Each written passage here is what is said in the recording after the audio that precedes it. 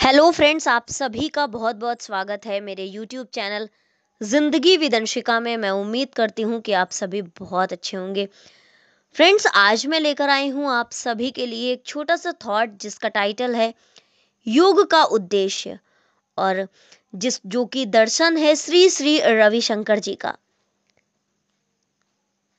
योग का उद्देश्य दुख को आने से पहले ही रोक देना है, चाहे वो लालच हो, क्रोध हो, ईर्ष्या हो, घृणा हो या निराशा हो। इन सभी नकारात्मक भावनाओं को योग के माध्यम से ठीक किया जा सकता है या उन्हें पुनः उन्मुख किया जा सकता है। जब आप खुश होते हैं तो क्या आपने अपने अंदर विस्तार की भावना देखी है? जब हम असफलता का सामना करते हैं या कोई हमारा अपमान करता है तो हम देखते हैं कि ऐसा लगता है जैसे कोई चीज है जो अंदर से सिकुड़ रही है या हमारे अंदर कुछ सिकुड़ रहा है। योग हमारा ध्यान हमारे अंदर उस चीज पर केंद्रित करता है जो हमारे खुश होने पर फैलती हुई और दुखी होने पर दबती या सिकुड़ती हुई सी प्रतीत होती है। अक्सर हम अपनी नकारात्मक भावनाओं के बारे में सोचकर कुछ असहाय महसूस करते हैं। ना तो स्कूल में ना ही घर पर कोई हमें यह सिखाता है कि अपनी नकारात्मक भावनाओं को किस तरह से संभालना है। यदि आप परेशान हैं तो आप परेशान ही रहें या इसे ठीक करने के लिए समय का इंतजार करें। योग में मन की स्थिति को बदलने का रहस्य छिपा है। ये आपको स्वतंत्र बनाता है। ये आपको अपनी भावनाओं का शिकार होने के बजाय किसी भी समय अपनी इच्छानुसार महसूस करने की शक्ति देता है। योग किसी व्यक्ति को जीवन में बहुत अधिक जिम्मेदार बनने में मदद करता है।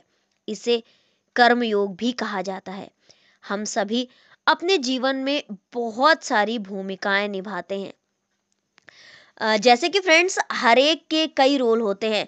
दोस्तों में कुछ और, अपने वर्किंग प्लेस पे कुछ और, अपने घर में कुछ और अपने आप में कुछ और। यानी कि हम क्या हैं ये सिर्फ हम ही जानते हैं। हमारे पास या तो योगी या गैर योगी भूमिका निभाने का विकल्प होता है। एक जिम्मेदार व्यक्ति या एक गैर योगी। योग निश्चित रूप से आपको बहुत अधिक जिम्मेदार बना सकता है, क्योंकि ये आपके अंदर बहुत अधिक ऊर्जा और इंथुजियाज्म, एनर्जी और इंथुजियाज्म यानी कि ऊर्जा और उत्साह पैदा करता है। आपको जिम्मेदारी लेना कब पसंद नहीं आता? जब आप थके हुए और तनावग्रस्त होते हैं, यानी कि जब आप बहुत ज्यादा थके हुए होते हैं और डिप्रेस्ड होते हैं, तब आपको लगता है कि अब मेरे पास इतनी ज्यादा रिस्पॉन्सिबिलिटी नहीं होनी चाहिए, या फिर आप कोई भी रिस्पॉन्सिबिलिटी लेने से डरते हैं। यदि आपने इन दो मुद्दों का ध्यान रखा और आपके पास पर्याप्त उत्साह और ऊर्जा है तो आप निश्चित रूप से अधिक जिम्मेदारी लेंगे। और अब हल्केपन की भावना के साथ जब आप संघर्ष के मूल कारण पर जाएंगे तो आपको पता लगेगा कि तनाव, अविश्वास और दूसरे का डर, योग आपको इन तीनों से उबरने में मदद करता है। दूसरे का डर गायब हो जाता है क्योंकि आपकी जागरूकता और चेतना व्यापक हो गई है। आपको लगता है हर कोई आपका हिस्सा है और आप उनका हिस्सा हैं। अपनी पहचान खोने का डर या अस्तित्व खोने का डर, विलुप्त होने का डर ऐसी चीज है जो बहुत गहरी जड़ें जमाए हुए है लोगों के मन से। इन डरों को दूर करने के लिए योग मेडिटेशन सबसे अच्छी चीज है।